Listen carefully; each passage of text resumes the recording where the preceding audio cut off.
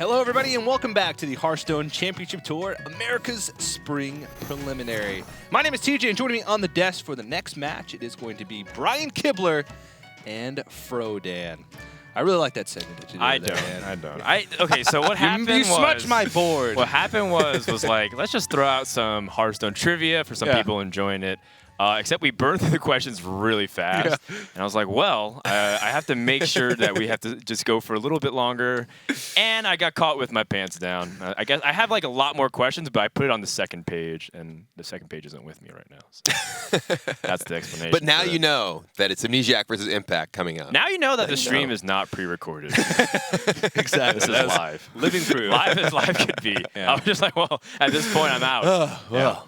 Living proof, living proof. Well, glad that you guys enjoyed it, though. Let's go ahead and take a look at some of the players that have been eliminated throughout the day and go back. Keep in mind, there's 153 players were registered at the beginning of the day today. So 153 players started at the beginning of the preliminary, but we're starting to get through some of them. You can see some of the players there in US West that have been eliminated. Yay Tears, he's a player that's popular on the North American ladder. He's fallen and has been eliminated. Yeah, but there are still many of these players left, as you mentioned. You know, over almost 150 players across 22 locations throughout the Americas region, and we are narrowing them down to 8 by the end of the weekend. So only a few can remain. Yeah, and I think the mix of players that we have it's still really hard to determine like what the trends are happening right now. I think if you look at one series, it doesn't tell you enough about what's actually working. Some decks are sticking, some decks are not working out, some decks are really overperforming and underperforming. I want to see how it fleshes out more as we progress throughout the tournament. Yeah, I was very happy to see the aggro pirate warrior from Chalky work out in that series. You know, the role play from him with the with the hook on the stream. I loved it. I thought I was seeing things at first. I was like, wait a second. What was this? Was he actually just scratching his face with a hook for a hand? Yeah. Yeah, but coming up, next match is going to be Amnesiasc taking on Impact. So the winter champion for the Americas region going up against a player who's been around the competitive Hearthstone scene for a very, very long time. Yeah, Impact, interestingly enough, was actually my opponent in the finals of my very first Hearthstone tournament. He defeated me in the finals of the Sunshine Open back like a year and a half ago or something like that. So, as you mentioned, been around for quite a while, always sort of at the fringes of having a real big breakout performance. That was like 2 years ago, Kibler. Was it that long ago? It's okay. Old age messes with your memory. It's true. It could have been in like the 80s as far as I know. Oh, that's awesome. I didn't know they had Hearthstone in the 1880s. Well, Amnesiasc is a player that I think a lot of people have their attention on because he is the winter champion. However, don't be surprised to see Impact take it, and for the reasons you guys mentioned. But, you know, Impact is a player that's also helped prepare for a lot of players. You're going to hear stories about this all day long, about players who's helped others become successful, and it's time for them to shine. Impact's one of those players as well. He's very known for creative deck building. He's got a lot of small, innovative things. People saw things like George C. putting Leroy in his deck, and how it's a really cool idea that helps him win tournaments. Impact does stuff like that, too. So you might see something really odd that will surprise people. Yeah, worth noting, when we were actually looking through the deck list, I was like, oh, Impact's playing a Reno Mage deck because there are two pages worth of things. But he's actually playing a Reno Freeze Mage deck, which Amnesiasc clearly identifies as, okay, this could be a problem. Is that not a Reno Mage deck? Yeah, it is a Reno Mage deck. It's not the kind of Reno Mage deck. When I think of Reno Mage, it's not, oh, this is Freeze Mage, just draws its deck and has drawn all the 1-ofs or the 2-ofs, so it can just play a Reno. I like the true Reno style, the one of everything. You're a Reno purist. Absolutely. All right, well, a match is starting. Game 1 between Amnesiasc and Impact. I'm going to step away, but you guys enjoy the cast.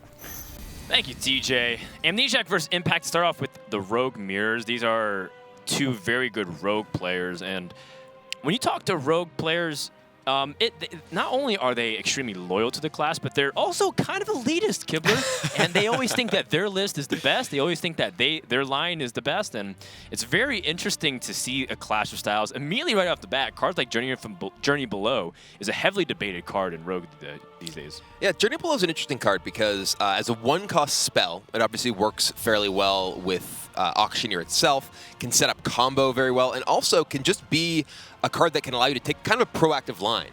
You can Journey on turn 1, set up a possible Undercity Huckster, which is, because it's a class card, pretty likely that you actually discover it in the first turn.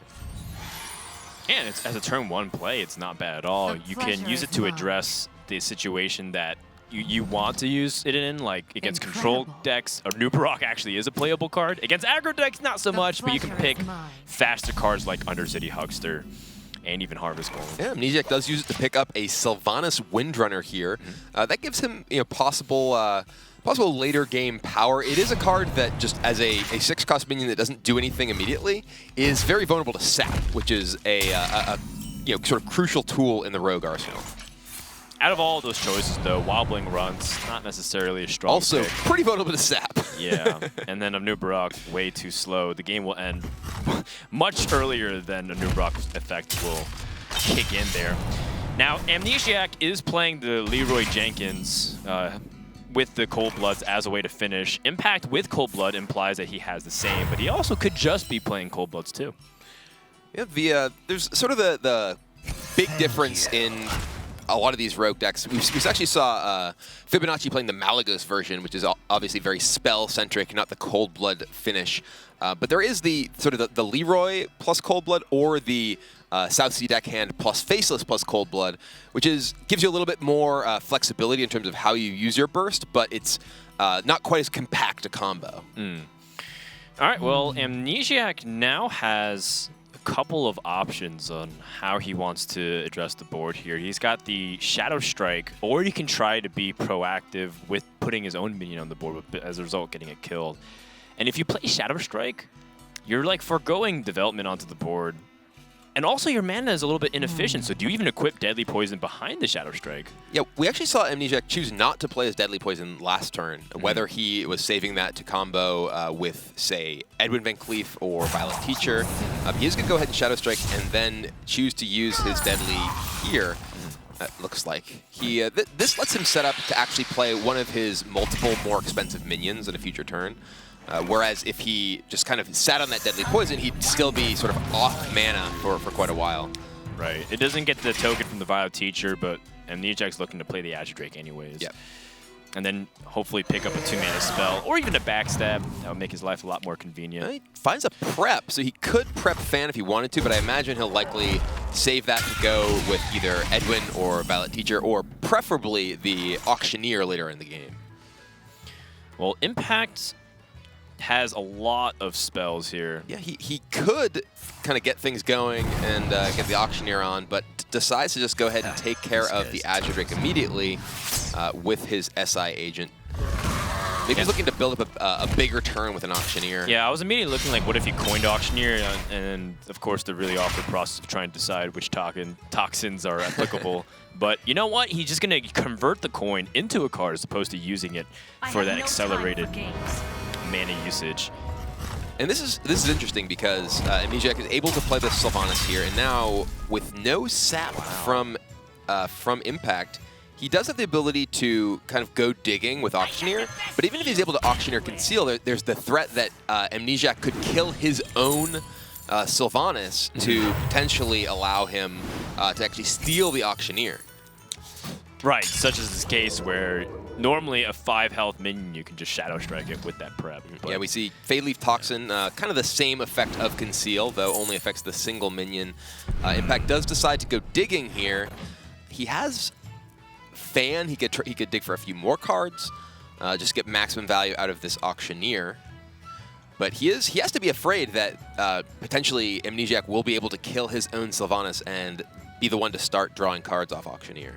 Yeah, although I think in the end he's just saying, like, I don't have to worry too much about that. Like, if he steals Auctioneer, like, I still have like a full hand anyways, and I can kind of address the board in that case. So I don't think Impact's that worried about it. Yeah. He'd have to spend 2 mana also and 4 damage away from his own face to remove it. All right, well, Amnesiac is in a position where he has no great option to actually kill his own Sylvanas right now. The prep Fan from Impact did make it so that Shadow Strike was no longer a possible out for Amnesiac to kill his own Sylvanas, because now it's damaged. It does enable the possibility of Eviscerate, but Shadow Strike is no longer available. I think Amnesiac has also started to calculate damage. He has Leroy and Cold Blood. He has a lot of damage himself. So with that, he's got 15 damage just from that, plus his hero power over the course of 2 turns as well. Looks like he was going for it. Just going in here. Gonna be prep the fan too. Yeah, Leroy prep the fan. Oh, he's just gonna dagger up. Okay. It is a little bit interesting. Oh, wow. I I didn't see this at all. I actually did not. This is a really nice play. That is from sick. Amnesiasc here. The Leroy to give your opponent a minion. You can cold blood it. Both of us are just sort of not paying attention to that one.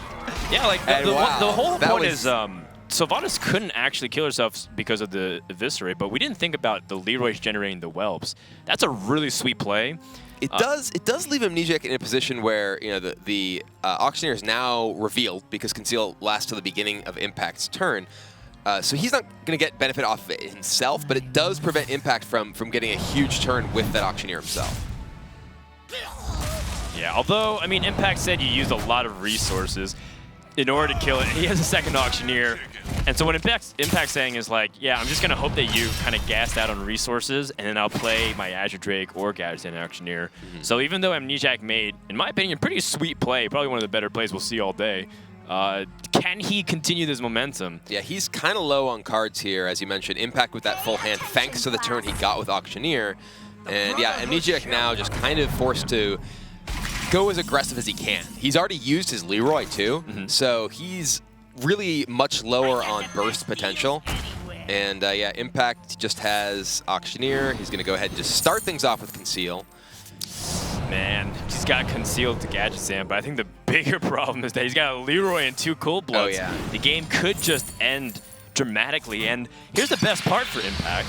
You've already seen the Leroy from his opponent. Right. So now he's very much aware. Yeah, and so there's so much less burst potential from Amnesiasc here that Impact recognizes that he can just sort of sit back. And yeah, he has 7 points on the board with this Auctioneer already. Right. Leroy double Cold Blood. That's just easily lethal next turn. So what can Amnesiasc draw to change it? If he drew Farseer, would that put him out of range? I don't think so. Yeah, he's still dead to... Oh, no, I don't think Impact has enough mana for that. Impact has 8 on board, and then has access to Leroy plus double Cold Blood. And the Eviscerate. He can actually squeeze all of that in. Yeah. So there's, what, 18 from his hand alone? So I think Amnesiasc's kind of resigned to himself that he can't actually do anything with the Gadget Sand, just going to draw. And with 9 mana, that's enough for Impact just to do, that much damage from the hand.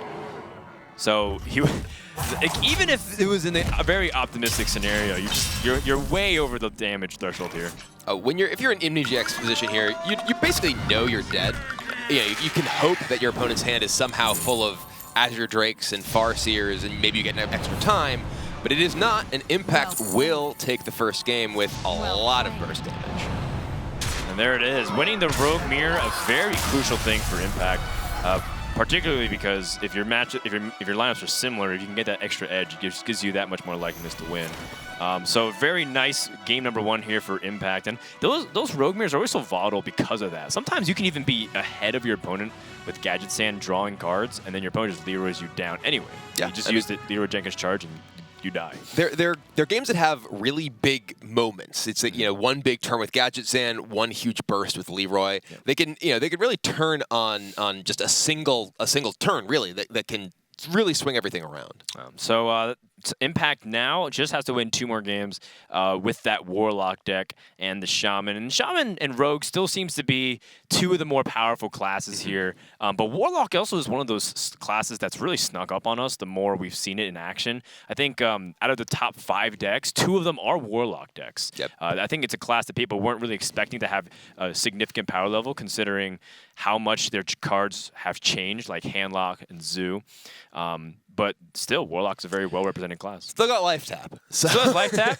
I mean, people looked at Whispers of the Old Gods and were like, well, I don't see, like, the most powerful card. Like, people think Spreading Madness is hilarious, especially off Yoxeron, but it doesn't... Happened to me earlier today. It doesn't particularly scream like, well, this is, like, a really good, powerful card that I always want to play, along with, like, Renounced Darkness. These are fun cards.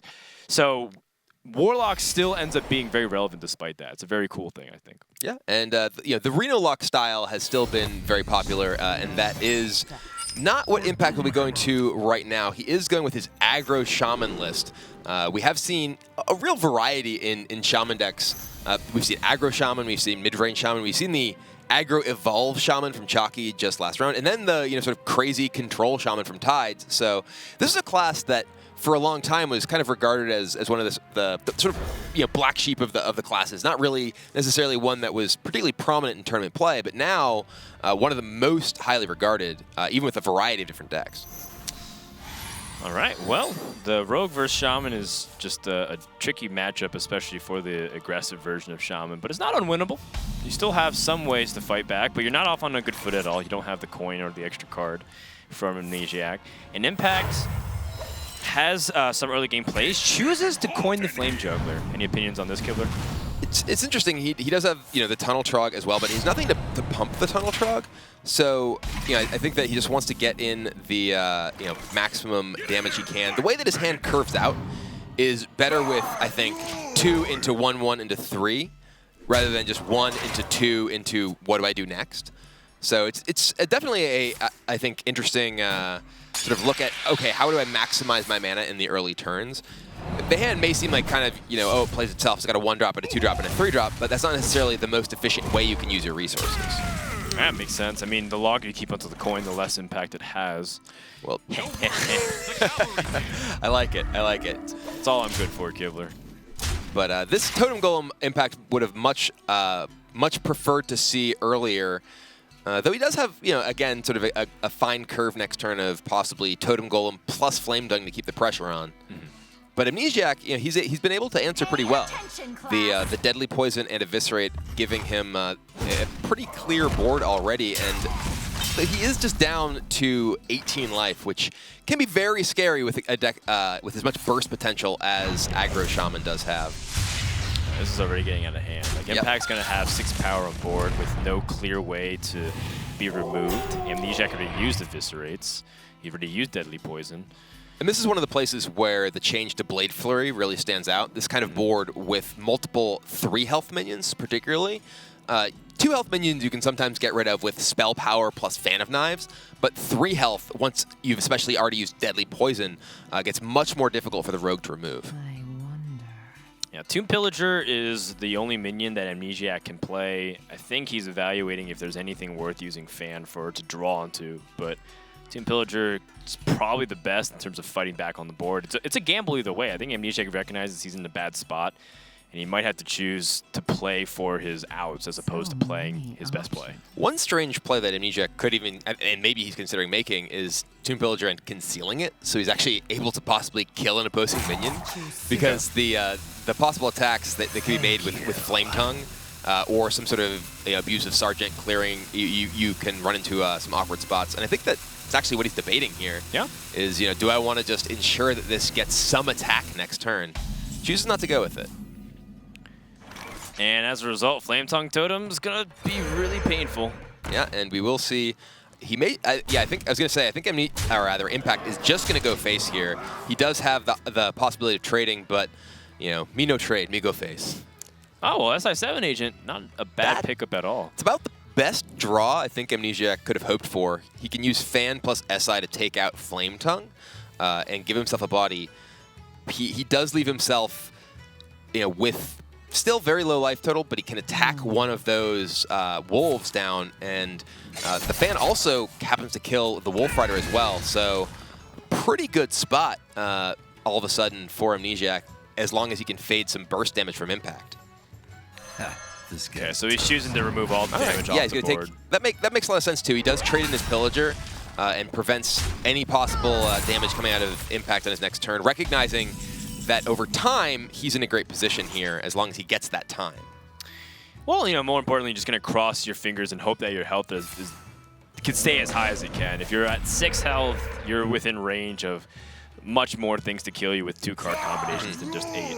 So he's going to load up the board as best as he can, and that's exactly what Amnesiasc is hoping for, more minion-based stuff so he can use cards like Sap.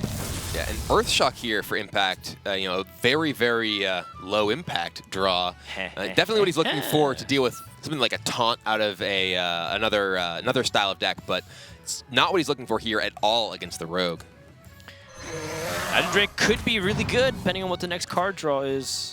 Yeah, I mean, just Sap here is pretty attractive. He can remove quite a bit of damage from Impact's board. Yeah, but he's still not enough, right? He either has to deal with the Totem Golem or the Tunnel Trog. Right. And both are very threatening.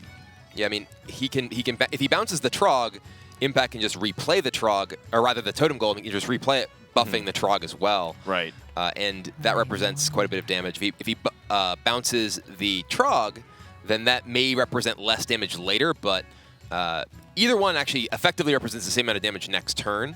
But bouncing the Totem Golem requires that Impact invest the mana to get the same amount of damage at least, so he can't play, say, this into Doomhammer. But I think Doomhammer would just be lethal by itself. Ooh. Wow. That is +3 from the Overload. Not quite lethal, but we're getting really close.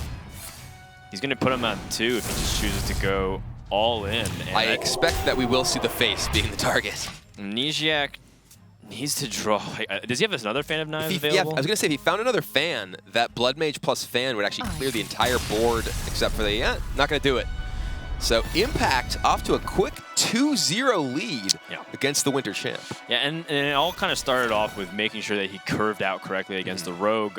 But specifically, Amnesiac just tried to do everything he could. But you see this happen very often. People are targeting Rogue in this tournament. They're trying to corner that that deck because you have to win with it. So they're playing really aggressive decks. You see the way Chalky built his lineup, for example. He tried to play the aggressive Druid with Beast. He tried to play a Pirate Warrior, playing aggro Shaman. Lots of very aggressive decks, and it's working out for Impact. Right now he has a 2-0 lead. Can he use his Warlock deck here to finish it off? Yeah, his Warlock deck is not aggressive, however. His Warlock deck is a Reno Lock style of deck, which does have the possibility to take down really any deck.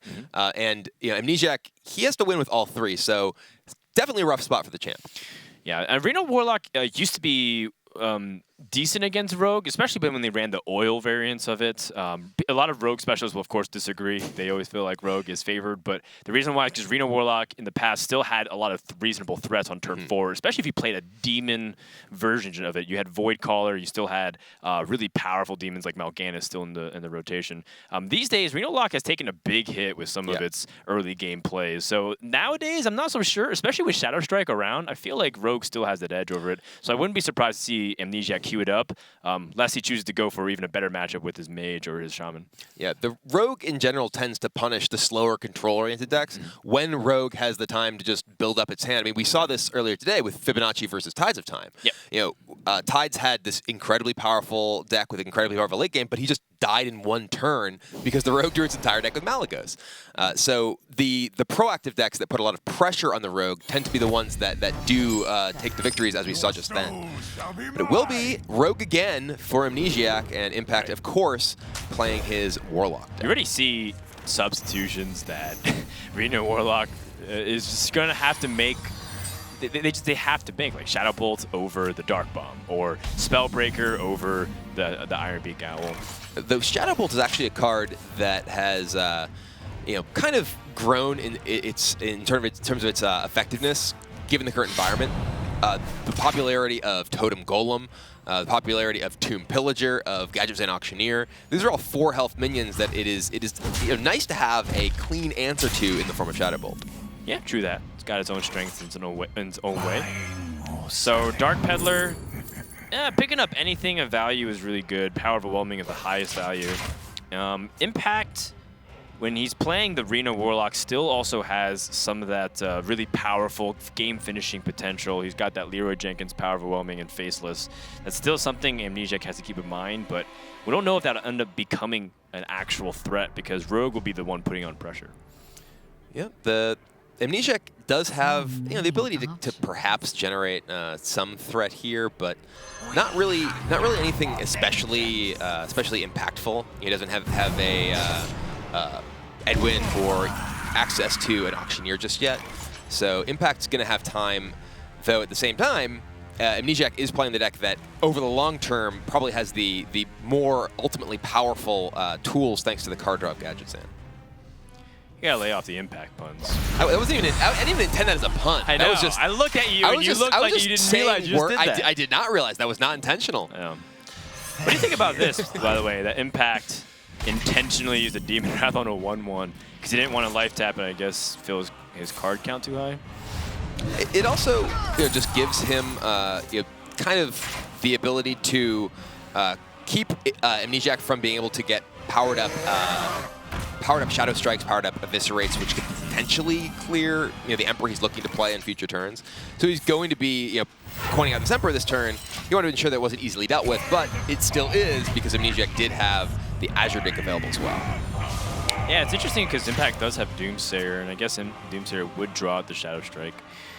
However, he now has a much cheaper hand in general. Cards like Twisting Nether, one way to deal with Cloak, Gadget Sand Auctioneer, or Stealth, excuse me. He could be wearing a cloak too. He could be. Who knows? I mean, he can do anything he wants. He's got the best deals. Probably afford to buy a nice cloak even. So Amnesiac chooses not to conceal his board. He has 2 of them. Usually when you have 2 conceals, you can start thinking about whether or not you want to be really aggressive with board pressure over the course of 2 turns. You gotta be thinking about what your opponent might do that actually targets your minions. Here we see that Impact does have the Siphon Soul to take out the Azure Drake, follows it up with Doomsayer. The Conceal would have prevented that Siphon Soul, so would have made this turn a little bit more awkward for Impact. Yeah. Speaking of awkward turns, Amnesiac doesn't really have anything exciting here. He can sap that Doomsayer, but that's not really making much progress. He still only has the 3/3 in play. He really, really wants to find Auctioneer. His hand is full of cheap spells.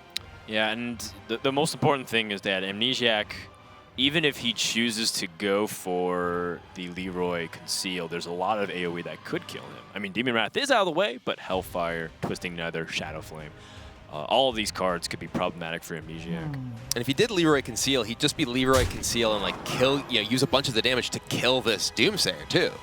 He's not really threatening to burst Impact down in any way. Yeah, I mean, if you go for Leroy, you probably sap Doomsayer and then coin Conceal. But that's if you want to be all in, and then Amnesiac would be at the mercy of what his opponent could be doing. It will just be attacking the face and passing the turn back from Amnesiac here. Not really a great position for... Oh, is he... Oh, looked like he actually, at the very end of the rope, was debating sapping and it did not go off. Is Amnesiac the one in the picture of sap? Could be. Could be. Oh. Tap into Ragnaros. That is a pretty big deal because it potentially gives Impact an answer to a Concealed Auctioneer, which is otherwise pretty difficult to deal with. Though if Amnesiac does get a single turn with Auctioneer, he'll still get so many cards that even Ragnaros may not be enough to deal with the threat. Yeah, I mean, he does have Twisting Nether. Twisting Nether is one way to deal with Concealed Auctioneer as well. Impact kind of thinking about what he wanted to do with his remaining mana tools, but Amnesiac picks up the Gadget and Auctioneer with 2 saps in hand and a coin, so we can get the card engine draw going as soon as possible. Yeah, this is definitely exactly what Amnesiac was looking for. Going to be able to start digging through his deck to find the tools to actually close out this game. And he's going to go ahead and just open up with a coin. Yeah, use a Conceal. All right. Cold Blood is very good to draw. He's just drawing all of his Eviscerate damage as well. He's got 18 damage over the course of 10 mana. Gonna go ahead and sap the Imp Gang boss. Okay. Whoa. This is a lot of possible threat here. Yeah, and the good news too is that if your opponent plays like Rag and misses, that's just the game. Yeah, this is a big shot for Ragnaros here. Who will die? It is not Amnesiac. It will be Impact. Leroy Jenkins, Cold Blood, Cold Blood. This is a lot of damage, and Amnesiac is going to take this game to the next game. I don't know. Match to the next game. I screwed that up real bad, but you know what I'm talking about. I did, Dibbler. He's going to take this game, and we're going to game 4. Amnesiac had 19 damage regardless. I forgot about the weapon charge being highly relevant there. So regardless of the Ragnaros or the Twisting Nether or any kind of Shadow Flame AoE, Amnesiac had this game. But I mean, this is what you're expecting as the rogue player. You don't really anticipate the Arena Warlock putting you on a serious clock.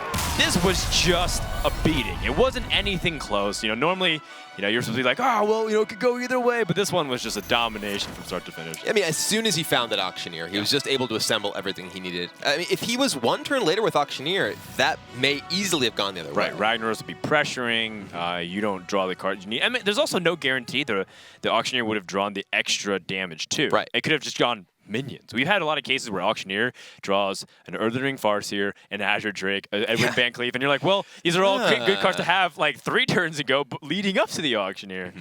But not such the case. Amnesiasc is going to go to game number 4 here with Shaman or Mage. Now, I don't think either of those are really bad choices. I think both of them have a case against Arena Warlock. Yeah, he's playing Freeze Mage, unsurprisingly. We haven't really seen much in the way of mages that are not Freeze Mage so far in the preliminaries. And the Shaman is going to be a mid-range Shaman deck, so not quite as aggressive as what we saw from Impact. Yeah, I think mid-range Shaman is just the overall more consistent deck. If you bring an aggressive Shaman, it does feel like it gets shut down by some of the decks that are teching specifically against it.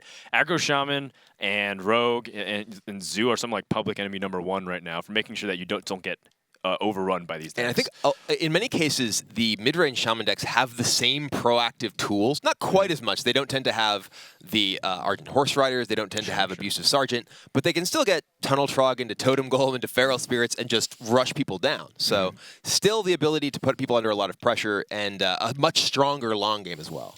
Yeah, they still have a Framely's Faceless. Like a 7/7 is still very strong against whatever you play.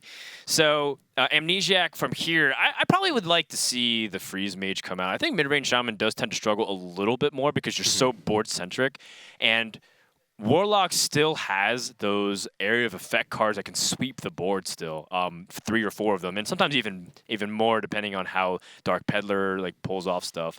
So Amnesiasc, I think, we'll probably go with the Freeze Mage. In fact, he's still choosing right now. He's not sure what he wants. It's a tough decision. Yeah, I mean, the dynamic of Reno Lock versus Freeze Mage has changed quite a bit since the introduction of the standard format.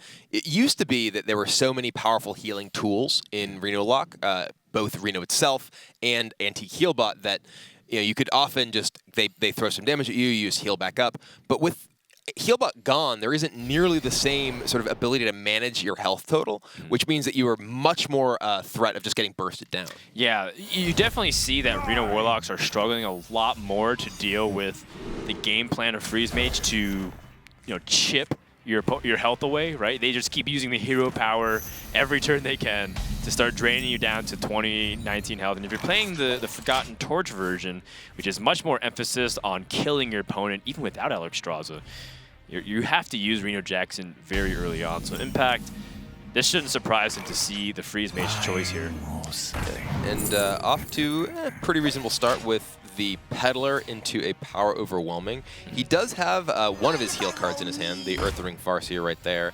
But a lot of the value that the Freeze Mage has in this matchup is from these early minions, just being able to both get a bit of damage in as well as interact with the opponent's board. Being able to trade this Loot Hoarder here for the Acidic Swamp Ooze is a pretty big advantage for Amnesiasc. I don't blame Impact for just going extremely aggressive right now. You can see that he's just dumping his hand. No life taps.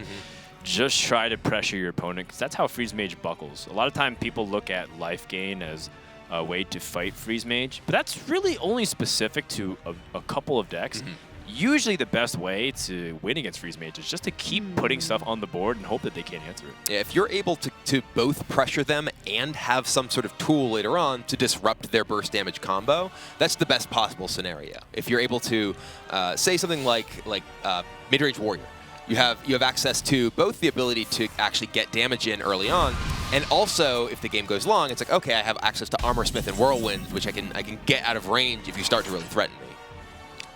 Mid-Range Warrior. I see what you did there, Kibler. Oh, I'm going to go with that. We're going with Mid-Range Warrior. I am not familiar with this deck. I only know of Tempo Warrior. For people who are not familiar, Kibler gets triggered very easily by the notion that people call it Tempo Warrior instead of Mid-Range Warrior. Words mean things. Not if you're a caster. Amnesiasc choosing to use Frostbolt here. He sees Earthen Ring Farseer, which used for tempo as opposed to used for healing. I mean, Brand Bronzebeard plus Earthen Ring Farseer is probably your most reliable heal in this deck. You can see that Impact wants to pressure so badly that he's willing to toss it out. The one thing that he's not willing to do, though, is throw a Spellbreaker, because he knows that is his absolute defense against a Doomsayer play.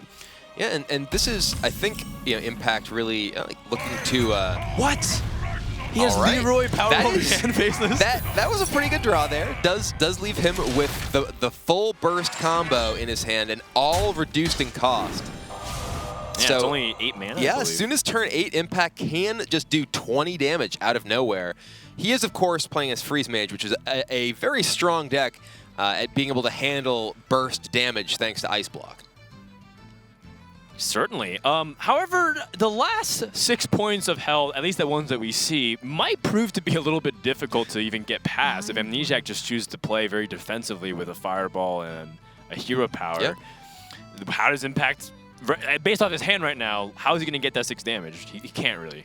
Yeah, I mean, he does have the burst damage combo in his hand, but he doesn't have much else. You know, he can't really afford to play Jiraxxus in this matchup because Jiraxxus generally just invites your opponent to throw a bunch of damage at your face. Yeah. I mean, it lowers your... Jiraxxus makes you lose 13 health because you're at 28 right now. So Impact most likely will be looking to play something if you can draw a reasonable sized mid minion, like some of his 4 or 5 mana plays. But you can also expect him to life tap even though he doesn't want to. All right, well, Amnesiac is just going to go ahead and remove the Emperor. Okay. Does use his Blood Mage Thalnos in doing so, which marginally reduces his burst damage over time. And this actually sets up Impact for Immortal Coil, which does allow him to dig a little bit deeper into his deck. And finds a Doomsayer. Not really what he's looking for here. Doomsayer is something that he can play, but I think Amnesiac also wants to find a... Ooh, he has 2 Doomsayers and 2 Frost Novas. Wow. Well, I was thinking about how he's going to utilize the coin, if he wants to use the Alexstrasza very aggressively, or if he wants to use the coin to squeeze in a more efficient play, like making sure he gets an Ice Block up preemptively. Because I think he is worried about like how you can play these Ice Blocks, because they get increasingly clunkier as you have 2 copies of them in your hand. It will just be Frost Nova plus, will it be 2 Doomsayers? I think he will play both Doomsayers here would be my expectation, because, yeah, he's not really expecting there to be a board where he really wants to use Doomsayer later on. And this allows him to ensure that even if Impact has the Spellbreaker, which we know he does, he will not have the ability to disable the board clear this turn. Wow, Impact not being able to respond to it. Now Amnesiac has the opportunity to go aggressive because he does have Pyroblast and the Fireball. He's been saving the coin for a long time. And a lot of people look at this play and they say, wasn't I taught that you want Alexstrasza after Reno Jackson? But Amnesiac is interpreting his opponent to be playing very aggressive, and so that's going to be the way he's going to try to win this game. It's worth noting, too, that the fact that Impact has not actually life-tapped that often means that he's much less likely to have Reno Jackson in his hand than if he had just been spending his early turns life-tapping, as is fairly typical. Yeah, Amnesiac just going to dig a little bit more, plays his Acolyte and pings it to draw a card. I imagine he's going to go ahead and set up an Ice Block as well. Yeah.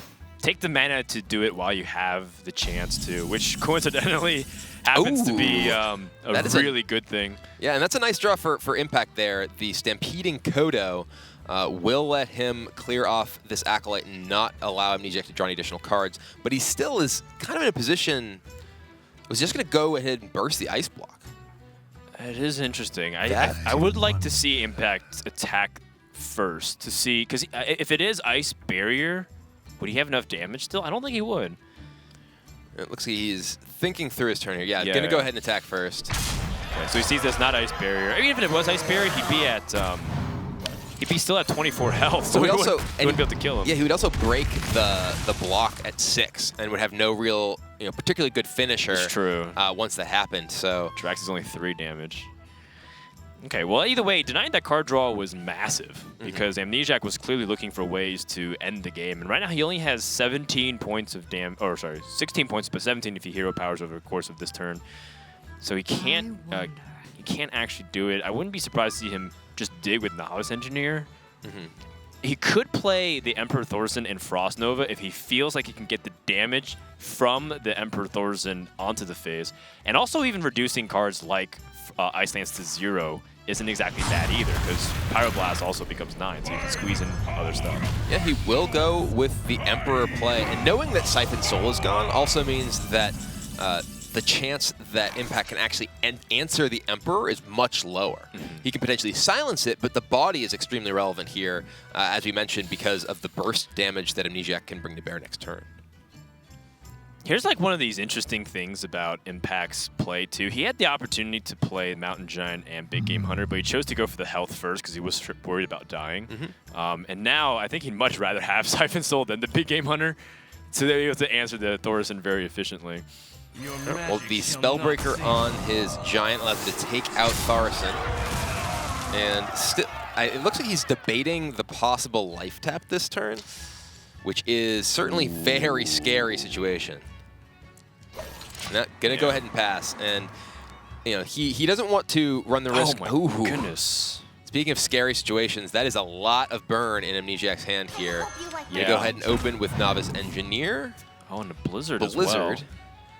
So this is actually a situation where he doesn't have quite the tools to weave in all of his damage over the course of 2 turns.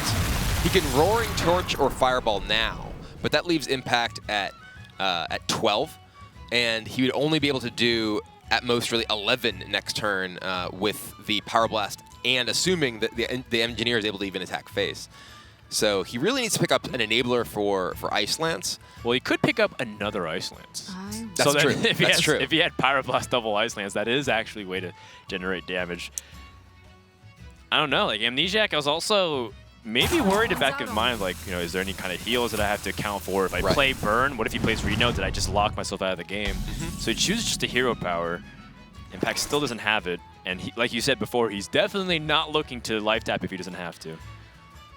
Yeah, but it is again, just a pretty awkward spot for Impact. He's gonna go ahead and life tap because he is scared for his life here. Yeah. He is in a really awkward spot. Gonna go ahead and play Ragnaros. Oh man, can Novice Engineer be a hero? I actually think he wanted to kill Engineer, reduce the possible damage. Oh wait, that's a good point. Like Engineer is actually his target with Ragnaros there. So Engineer is the hero, just not for Impact. Gonna go ahead and Arcane Intellect. He can pick up Ice Lance, I believe, for lethal here. The Frost Bolts. Yeah, that I think is going to be enough. Roaring Torch plus Frostbolt plus Ice Lance. Puts him 1 off. Oh no, he's 1 off. Yeah, and no, it's the Engineer. The Engineer. Oh, the Engineer hasn't attacked yet. You're right. Oh my God, you're right. The Hero Engineer. That is ridiculous. And Amnesiac is tied up the series. When Ragnaros does not hit your opponent's 1/1, and that loses you the game. How often does that happen? That's going to be a new Easter egg in Overwatch. The world could always use more Novice Engineers. The true hero. You can't believe he did that much damage. That was crazy. So 15 exactly on the dot. But I think there's a lot of like small plays that you have to credit Amnesiac for being able to put himself in that position. For example, the restraint to make sure the hero power. He played like it's stuff like that. It's not necessarily that specific play either. I think his overall macro strategy of coining Alexstrasza and being aggressive in the first place, reading the intention from his opponent, because he knows that cards like Ragnaros exist. He knows that there is possible ways for his opponents to pressure him. So he says, instead of playing a very passive Freeze Mage game, which, let's be honest, most people who pick up Freeze Mage as a first deck immediately start playing very passively. He chose to be aggressive, which is one of those really hard things to spot when you're playing a deck like this. It's also worth understanding, if your opponent has Reno, can you beat the Reno? It's not just necessarily, okay, this is the way you play this matchup. You have to really adapt to the specific situations as they come up on the fly. Yeah, certainly. Well, we are into the final game of the match. Amnesiac playing mid-range Shaman against the Warlock deck that Impact has kind of struggled with so far. Yeah, and he doesn't have a very good hand. The way you really try to fight back against mid-range Shaman is to not use AoE or area effect, until you have to. You look at cards like Demon Wrath and Hellfire being some of your best ones, but as soon as you play a card like the Hellfire, they just start playing Feral Spirits and Tuskar Totemic, and guess what? They refilled it back up to where it was, or even stronger. Yeah, well, Impact does have the Shadow Bolt to answer this Totem Golem right here that Amnesiac did coin out. Sure. And this is a kind of interesting sequence because Amnesiac did have the possibility to just play a 1-drop, then play Totem Golem, but his hand has 2 3-drops.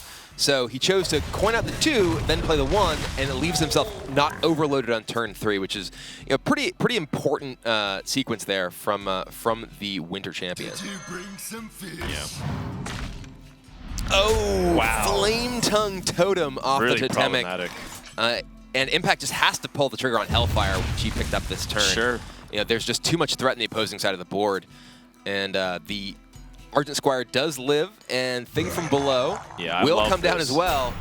So many people would be tempted to drop Mana-Tide Totem for the past couple turns because it's an empty board, and you know your opponent just used Shadow Bolt and other cards like that. But Amnesiac has Bloodlust in his hand, and he's recognizing that the more he can be aggressive, the longer the game goes, he has a higher chance that the opponent draws area effect cards. Again, using an opportunity to be aggressive when it's not exactly the most obvious play. And I love Amnesiac's lines that he's choosing this series. Yeah, now he has access to Hex for this Faceless on Thing from Below. Sure. It looks like gonna just continue the aggressive line of play here, turning that into a Frog, keeping the damage coming in. I mean, he's got lethal next turn. Yeah, he actually just if he can keep his board alive. Bloodlust versus almost no health. Yeah, I mean, Bloodlust is 9 damage just with this. Impact can use Siphon Soul, which almost seems inevitable at this point. You don't have a choice anymore. The Thing from Below, way too threatening. But similarly threatening is that Thunderbluff Valiant in Amnesiac's hand here. He can just, potentially, Feral Spirit's good card, but probably not what he wants to play this turn if he does want to leave open the possibility of Valiant the following turn. But he can also Bloodlust next turn. Yeah, he can. Well, he can Totem, or rather Mana-Tide Totem and Hero Power. Or, okay, he's just going to go ahead and force Impact to actually just have a way to clear this. He's already seen the Hellfire, so he'd have to have a creature as well as Shadow Flame to really take this down. Oh man, that's a big time draw right now. That is. Oh, it looks like Impact may try and get a little gritty here though with just Earthring Farseer. Yeah, Earthring Farseer is a greedy play to say the least, but Reno Jackson is the only play he could use to survive, and that's going to keep him alive for at least one more turn. He's at least briefly rich. Which is a lot better than what we can say for ourselves at this game. Amnesiac draws a Rockbiter, more burst, and I think he's completely okay with just hero powering and passing. I mean, if he really wanted to, he could just Hero Power and play Mana-Tide. Because the Mana-Tide at worst replaces itself. He's just going to go ahead and Bloodlust here, though. Wants to ensure that he gets the 15 damage from this board. His opponent has used Reno. So this is just going to be huge amount of burst coming down. Still drawing a card. Yeah, that makes sense too. Yeah. Rather than wait for getting an 18 damage or higher Bloodlust, you just cash it in while you have the opportunity, and now put your opponent in a very awkward spot where, I mean, I'm looking at Twisting Nether. It seems like a good way to do it. Or you can just use a Stampeding Kodo and toss it in. Well, and see Kodo Farseer gets one of the bodies off the board, heals yourself up to 13, and you are able to clear one more out. So this gets him to 13, but there's Bolt Rockbiter, who can only cast one of those if he does want to use the Valiant and his Hero Power as well, though. So not quite enough burst to actually close out the game. Yeah, I think he was just hoping for an optimistic result. He could have rolled on any of the attacked minions, like the Argent Squire or the Wolves, but he got actually the worst result. A little surprised that Mage didn't choose immediately to go for the Thunderbluff Valiant, but I think he was trying to roll for a very specific totem there. Yeah, if he'd gotten Spell Power, he could have just taken out Reno or something with a Lightning Bolt, cleared the board a little bit. He may be just looking to kind of fight back on the board here. Now that his sort of burst window is gone, he just wants to kind of try to overwhelm Impact on the board. And we may see Impact have to pull the trigger on Twisting Nether next turn. Certainly looks like it. And Amnesiac, because he didn't see a Twisting Nether, he's really optimistic about the chances that he can use for this board to win the game. But thanks to the Mana-Tide totems, even Twisting Nether here, Amnesiac, yes, he would lose his entire board, but he has a ton of resources left in his hand just to reload. Yep. And knowing that so much of the board clear from Impact's deck is gone, he can kind of do this with impunity. Wow. And the Flame Juggler even given more opportunities for Amnesiac to blow Impact's board out of the water. I mean, if it doesn't land, you still have Fire Elemental, which is still really threatening just by these two cards alone. Yeah, all right, not in the world. You have Flame Tongue and you have Rockbiter. Impact is basically in dire straits. How does he answer this? He can Alexstrasza himself. He can Jiraxxus. He's dead if he Alexstrasza. If he Alexstrasza or Jiraxxus attacks, well, if he Jiraxxus attacks, He's at 13. So Flame Tongue Rockbiter does not quite do enough to kill him. So many possibilities. But he's still just in an awkward spot. He doesn't have access to any taunts to back up the Jiraxis next turn. Yeah. But either way, he's really in kind of a disastrous position. Yeah, if you play Alexstrasza, you kind of open yourself up to that possibility of dying anyway, so you might as well just play the Jiraxis. Yeah, His looks hand is like also just hovering over that. His hand is so weak post Jiraxis. Right. Though. He doesn't have any taunt, doesn't have any area effect. That's why he's going for the Alexstrasza. He's just going to try to go for his best chance. And Amnesiac has turned around this series to win 3-2 and advance to the next round, assuming he spots the play. Flame Tongue plus Rockbiter is enough to close this out. Will be 12, and then the Rockbiter is going to be it. So exact lethal for Amnesiac, and he wins after being down 0-2 against Impact. A great job by the Winter Champion, and as such, I think people are pleasant. They're very happy to see Amnesiac continue his rank. And when the champion comes back to defend his throne, you often want to see them get that chance. You don't want to see them drop out very early in the tournament. TJ, how do you enjoy that series, man? It was pretty great, yeah. Impact, the Reno lock seemed like a bit of a liability there at the end. It really did struggle. We've actually seen that happen quite a bit in a number of series we've watched over the course of the preliminaries as a whole. Yeah. So perhaps it's a deck that players might want to try shying away from in the future. There's a reason why Reno Lock is being brought. A lot of people feel like it can beat a lot of stuff, but at the same time, Reno Lock's not wildly impressive against a variety of decks. It's still weak against the Zoo Warlock. It's still weak against aggro versions of Shaman, and even against Freeze Mage is still struggling. So where does it really fit? It fits in these weird pockets where it actually is decently against other decks that people aren't really expecting. So it doesn't work out for Impact, but I still think it's an okay choice. It's a powerful deck against control decks, which were very popular at least last weekend, but we have seen a lot of players react to that and bring much more aggressive strategies this weekend. Yeah, we'll have to see how that deck is going to perform throughout the rest of the tournament. Impact is going to move down to the lower bracket, so not eliminated yet. He will have another chance to find some wins, but it's going to be a tough road for him. But we still have plenty of matches left. Before we jump into the next one, we are going to send it over to Sottle and Savitz, who are standing by at the sideboard with some updates.